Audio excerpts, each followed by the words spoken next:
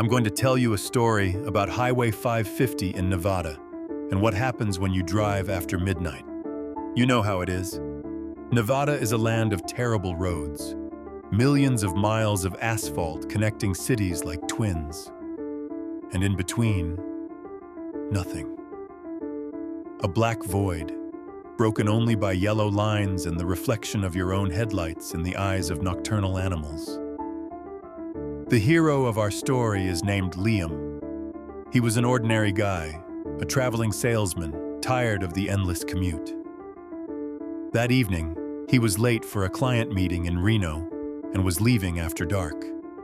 His GPS suggested a shortcut along an old section of Highway 550, a road that had once been a busy artery before a new, straighter, and better lit one was built. Liam took the shortcut. For the first half hour, all was well. The radio picked up only a hiss. Every 5 minutes, the navigator monotonously repeated, "Stay on your current route. Next turn in 47 miles." Boredom. Liam was beginning to regret his decision when he suddenly saw a figure in the headlights. The man was standing on the side of the road. He wasn't stopping, making any attempt to attract attention. He was simply standing there, facing the road, wearing a dark raincoat, even though it wasn't raining. A car sped past. Liam saw in the rearview mirror that the figure remained motionless, disappearing into the darkness. Strange, he thought, and then he forgot. 10 miles later, another figure appeared, a woman in a long, flowing dress. She was also standing there, staring blankly at the road. Liam felt a chill run down his spine. He accelerated. A few minutes later, a third figure appeared, a child, a little girl holding a toy. She was not standing. She was walking along the side of the road in the same direction as he was. And most eerily, she turned at the sound of the car. Liam caught a glimpse of her face in the headlights. It was too pale, almost radiant. He drove past, and then he realized he couldn't leave the child like that in the middle of the night in an open field. Conscience, upbringing, common sense, everything screamed at him to stop. He braked, reversed, and stopped next to the girl. He rolled down the window. "Hey, are you okay? Are you alone?" he asked. The girl nodded silently. She looked about 7 years old. She was wearing an old blue dress and holding a tattered stuffed rabbit. "Get in, I'll give you a ride into town," Liam said. She quietly opened the door and settled into the passenger seat. She smelled of dust and dry grass. She buckled up. "What's your name?" Liam asked as they drove away. "Annie," the girl answered quietly. "What are you doing here alone, Annie?" "Waiting for Dad. He said he'd be back soon." Liam was silent. The GPS suddenly crackled and announced, "Recalculating route." The numbers on the screen flashed, showing incredible distances. Liam tapped the dashboard. "Everything's glitching today," he muttered, trying to ease the tension. He stole a glance at the girl. She was staring straight ahead, clutching her toy tightly. And then Liam noticed something that made his blood run cold. On her blue dress, just below the knee, was a dark, almost black stain, and it was cream, like wet fabric. But it didn't feel wet. He could see it. It was a stain of something else. And then the radio started talking. The announcer's voice, choppy and monotonous, rang out through the hissing. "Repeat emergency message. All drivers on Highway 550 do not stop. There has been a rash of hitchhiking incidents. Do not pick up anyone on the side of the road. We repeat, do not."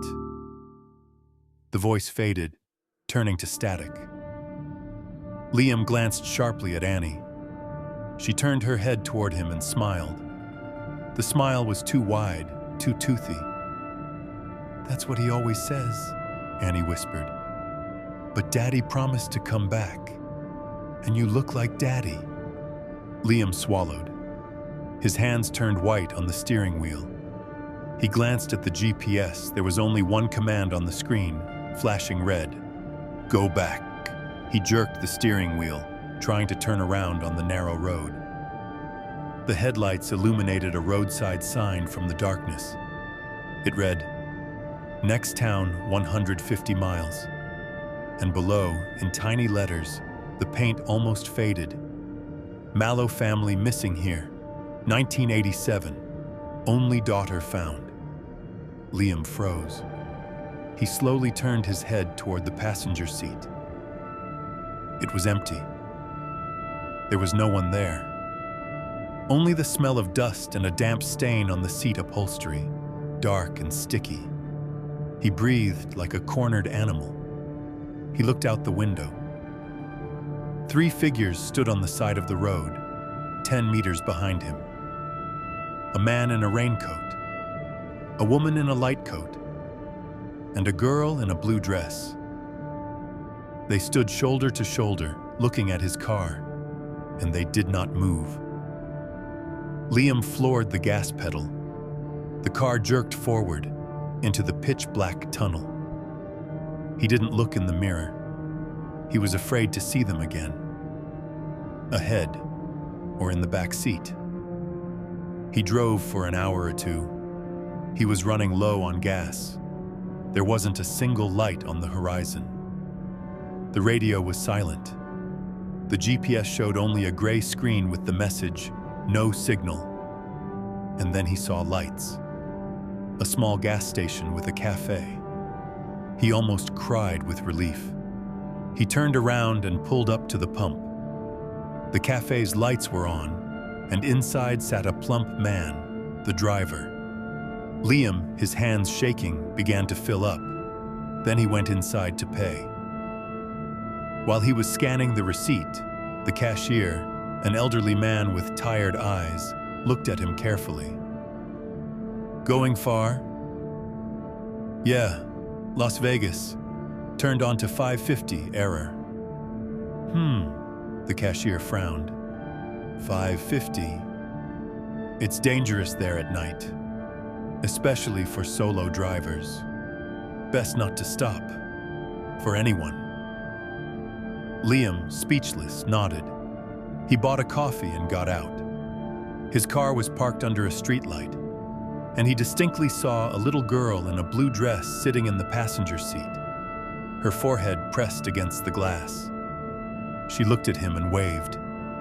Liam recoiled. He turned toward the cafe to ask for help.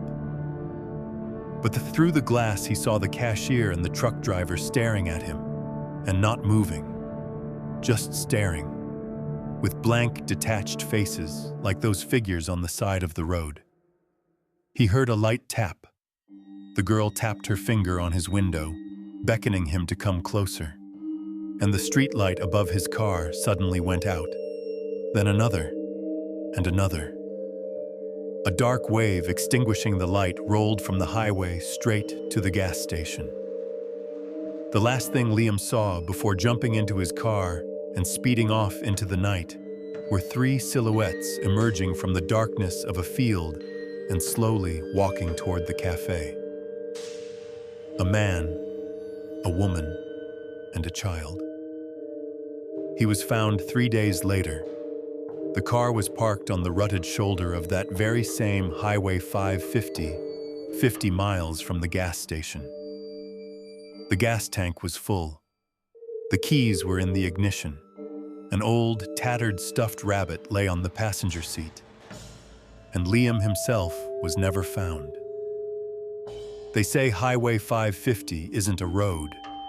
It's a loop, a trap for lonely souls. And those who disappear there don't really disappear.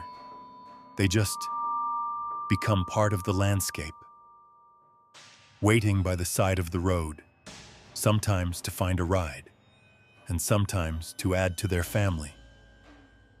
So if you're driving on a remote highway at night and see a lone figure in the headlights, remember Liam's story and step on the gas. Step on it, because some of your fellow travelers aren't heading to the city. Their destination is much, much further. Good night and safe travels.